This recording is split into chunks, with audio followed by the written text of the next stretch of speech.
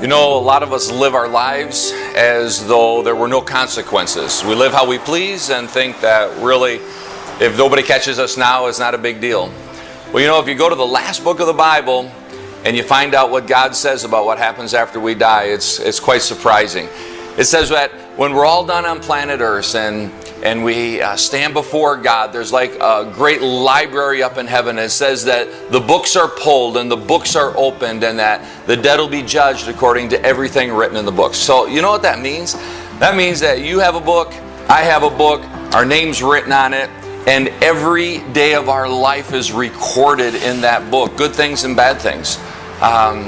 You know, think all of our thoughts and all of our words and all of the things that we've done, our greed, our selfishness. I mean, doing things our way, not loving God with all our heart, soul, mind, and strength. You know, the impurities and such. And imagine you stand before God and He opens up your book, He compares it according to His perfect law, and He goes page by page through every day of our life.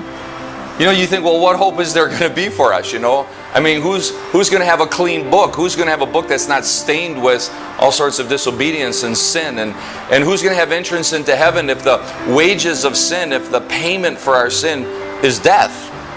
Then there's not going to be any hope for us. There's only going to be a place of suffering awaiting us. But you know what? God knew. God knew our situation. God knew we were like sheep that get lost. God knew that we were going to stain our lives and stain our books from cover to cover. And so you know what He did for us? His plan was to come down to planet Earth and live the life that we were not able to live.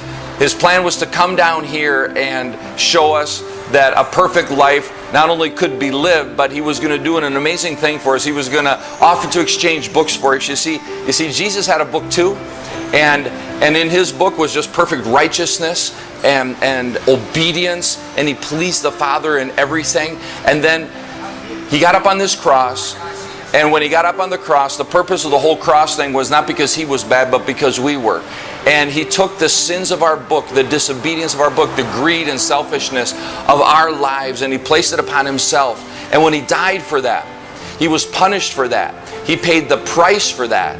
Then He rose from the grave and He ascended up to heaven and He sits at the right hand of God, and it's as though He has His perfect book in His hand, and He says, if you come to me, He says, I will be willing to exchange books with you.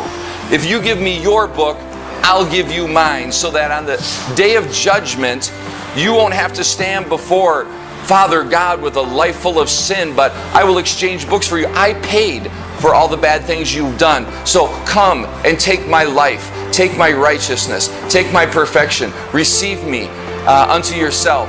And you know, the promise is that if we come to Jesus and if we renounce the bad things that we've done and we ask Him to forgive us, He'll forgive us. And the good news is that if we place our faith in what Jesus did for us, then all that will be applied to us. And so, what are we waiting for? Well, don't wait any longer. Do it today. Talk to Jesus. Say, Jesus, come and I give you my book, and I ask you to cleanse it from cover to cover, and I receive you today, and I ask that you would give me your righteousness and that you would give me your life, and I give myself to you, and I want to follow you all the days of my life. You do that, and there'll be hope.